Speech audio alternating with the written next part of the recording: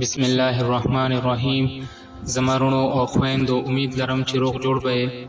نن در سره یو وظیفه شیر کوم او دا وظیفه د الف لام میم د دې وظیفه ده. دا حروف مقطعات وته هم وي او لوح قرآني وته هم وي. دا په قرآن کریم کې هغه حرفونه دي چې د دې معنا او د دې مطلب دا صرف الله ته پته ده. د الف لام میم ډیر عملونه او ډیر وظایف دي. زما چینل کې هم ما ډیر وظیفې ښودلې دي، خو دا نن چې کوم عمل دی، کومه طریقه ده، کومه وظیفه ده، دا نه تاسو مخکې چرته کړې ده او نه اورېدلې ده. دا یو ډیر طاقتور او یو ډیر زبردست عمل دی. زه تاسو ته د مکمل طریقه ښیم او په هغه طریقې سره به تاسو دا عمل کوئ ان شاء الله چې د هر قسمه جایز حاجت لپاره، د هر قسمه ناممکن او سخت کار لپاره تاسو دا عمل وکړو صرف او صرف 3 ورځې. نو د الله په فضل او کرم سره که هر څومره سخت مشکل او پریشانی سو مصیبت وي، په 3 ورځو کې دنه به ان شاء الله دا غین الله خلاص کی. او که څه سخت حاجت وي ان شاء الله الله به په 3 ورځو کې هغه حاجت پوره کی، یاد هغه د پوره کېدو اسباب پیدا کی. نو د دې عمل طریقه تاسو ته ما کده چا د رښتې مسائل وی، رښتې د لپاره هم کولی شي، رښتیا نه کیږي، رښتیا کې رکاوټونه یا د غین علاوه د چا کاروبار نه چلیږي، کاروبار د لپاره هم کولی شي، د عمل د قرض د لپاره هم کولی شي، د خپل ذاتی کور د لپاره، د محبت د لپاره، د اولاد د لپاره، د بیماری د لپاره، د هر قسمه جایز حاجت د لپاره یا بل څه غمونه پریشانې دي داغه د ختمېدو د لپاره تاسو د عمل کولی شي. نو د دې طریقه دا سده چې تاسو په کوم ورځ باندې دا عمل کوئ نو کولی شي. ورځ د دې لپاره خاص نه ده، خو تاسو دا چهارشنبه زیارت او جمعه وکړه نو ډیره بهتره ده. باقی د دې ورځو نه علاوه په نور ورځو هم د عمل کولی شي، څه مسله پکې نشته. او وخت هم د دې لپاره خاص نه دی چې په کوم وخت باندې تاسو دا وظیفه د عمل کوئ نو کولی شي. سحر کې کوئ، غرمه کې کوئ، مازیګر ماښام کې نو کولی شي. خو تاسو به داسې وکړئ چې د دې وظیفې د شروع کېدو نه مخکې به تاسو د خپل وس مطابق لږه شان صدقه ورکړئ، 10 روپۍ، 20 روپۍ یا چا ماشومانو له ټاپیانې د الله په نوم باندې صرف د الله د رضا لپاره دغه صدقه به ورکړئ. او د هغې نه پس بیا تاسو داسې وکړئ چې یو 4 کاغذونه به واخلئ، واړه څنګه چې خلک د تعویض دپاره واړه کاغذونه اخلي، صفا دغسې سپین صفا کاغذونه به راواخلئ او په هغې باندې 4 واړو باندې به تاسو غټ چې کوم دی ولیکئ الف لام میم. دا په ټولو باندې ولیکئ. صرف په یو کاغذ باندې به د الف لام میم نه لاندې خپل حاجت ولیکئ. کم چې ستاسو حاجت دی، یعنی یو انسان داسې دی چې د هغه اولاد نشته نو هغه د هغې الف لام میم د لاندې ولیکي چې یا الله ماله اولاد راکړي، صرف په یو کاغذ باندې. یا د چا رشته نه کېږي نو هغه دې ووایي چې یا الله زما رشته وکړي. یا د چا قرضونه دي نو هغه دې ورسره ولیکي چې یا الله زما قرضونه ختم کړي. د الف لام میم د لاندې صرف په یو کاغذ، باقي 3 کاغذونو باندې بس صرف الف لام میم دا ولیکئ. ټیک شو. اوس دا 4 کاغذونه چې تاسو ولیکلو نو تاسو به دې سره څه وکړئ، یو کاغذ چې کوم دی هغه به تاسو په کور کې په یو دیوال باندې یو داسې ځای کې ولګوئ چې کوم ځای باندې تاسو روزانه تیریږئ چې په هغې باندې ستاسو نظر لګي. ټیک شو. یو کاغذ به داسې ځای کې ولګوئ.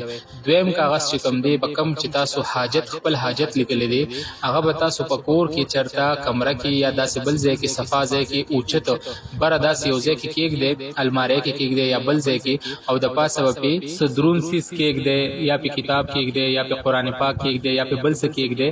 د هغې لاندې به هغه حاجت والا الف لام میم والا کاغذ کېږدئ، داسې ځای کې چې هغه څوک راوانخلي یا ونه غورځېږي یا خراب نشي. ټیک شو. دا 2 شو. دریم چې کوم کاغذ دی هغه به تاسو ځان سره کاغذ کې په پلاستیک کې بند کې او ځان سره په مټ باندې وتړئ یا غاړه کې واچوئ یا ځان سره جیب کې کېږدئ یا ځان سره پرس کې بټوه کې کېږدئ چې هغه 24 غنټې تاسو سره وي. د هغې فایده به تاسو ته دا وي چې هغه تاسو سره نو ان شاء الله چې تاسو کومه دعا غواړئ دعا به هم دې قبلېږي. او چې چا لځي چا سره دې څه کار وي یا څه کار دې وي کوم کار دپاره ځي هغه کار به ان شاء الله کېږي، نیمګړی به نه پاتې کېږي او هغه کار کې به دې برکت وي. ټیک شو. 4 چې کوم کاغذ دی هغه به تاسو په ګیلاس کې په اوبو کې واچوئ او دا خبره ورسره یاد ساتئ چې دا به په داسې قلم باندې لیکئ، په کوم قلم چې خلک ساختونه لیکي، یعنی چې د هغې هغه صحیح چې کوم دی هغه میټاویږي. نو چې هغه 4 کاغذ الف لام میم والا تاسو کوم اوبو کې واچو او هغې کې مطلب یو ګنټه نیمه پروت و، د هغې نه پس به چې کوم دی هغه کاغذ چرته سنبال کېږدئ یا به چرته داسې اړخ ته وغورځوئ یا به په ځمکه کې خښ کې چرته ګنده ځای کې به نه غورځوئ او هغه اوبه به په په خپل کور کې یا که ستاسو کاروبار کم ځای وي دکان وي په هغې کې به چړقاو کې لږې لږې به هغه اوبه واچوئ. ټیک شو. نو دې سره به دا فایده وشي که ستاسو په کور باندې څه بد نظر وي، څه جادو وي، څه جنات وي، څه تعویض بندش وي یا ستاسو په کاروبار باندې شوي نو هغه به انشاءالله ختم شي او هغې نه هغه اوبه نه یو څو ګوټه تاسو څکلی هم شئ هغه هم څه مسله نشته. نو څلورو کاغذونو سره به تاسو دغه طریقه وکړئ. دا به تاسو صرف د وظیفې د شروع کېدو نه یو ورځ په لومبۍ ورځ باندې دا عمل کوئ. د هغې نه پس چې تاسو دا وکړل د هغې نه پس به تاسو 3 شپې یا 3 ورځې که د ورځې دا عمل کوئ او که د شپې کوئ. بهتره خو دا ده چې تاسو دا 3 شپې د شپې پاسې د تهجدو په وخت او دا وظیفه وکړئ یا د ماسخوتن د مونځ نه پس یا د وده کېدو نه لږ مخکې دا وظیفه وکړئ او که دغه وخت نی نو بیا په ورځ کې بل څه ټایم هم کولی شئ. تاسو به روزانه زر ځله الف لام میم دا به وایئ.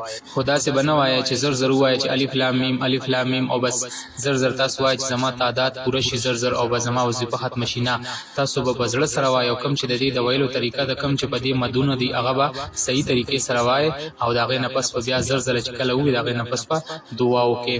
دا 3 ورځې صرف تاسو دا عمل وکړئ او دغه د وظیفې نه مخکې دغه کم کاغذونو باندې چې ما تاسو ته کومه طریقه یاده کړه هغه به تاسو وکړئ. هغه حاجت به تاسو په هغه یو کاغذ لیکلي به هلته پروت وي. که په 3 ورځو کې ستاسو کار پوره شي هم که پوره نه شي هم تاسو به ټینشن نه اخلئ. انشاءالله هغې نه پس به کېږي خو کار به د انشاءالله هماها کېږي. کم حاجت چې دی په کم کاغذ لیکلی دی هغه ستا دپاره د خیر او جایزو نه انشاءالله ضرور به الله پوره کوي او چې کله پوره شي نو هغه کاغذ را واخلئ هغه دیوال والا هم واخلئ هغه خپل چې تاسو سره کم جیب کې دی که هغه تاسو ځان سره ایږدئ نو هم څه مسله نشته. د خیر او برکت دپاره تاسو سره پروت وي او هغه باقي چې کوم کاغذونه دي هغه تاسو چېرته ځمکه کې خښ کړئ. بس انشاءالله تاسو دا عمل ضرور وکړئ او تاسو ته به خامخا فایده ضرور ملاویږي. بس الله دې په موږ تاسو رحم وکړي. جزاک الله خیر.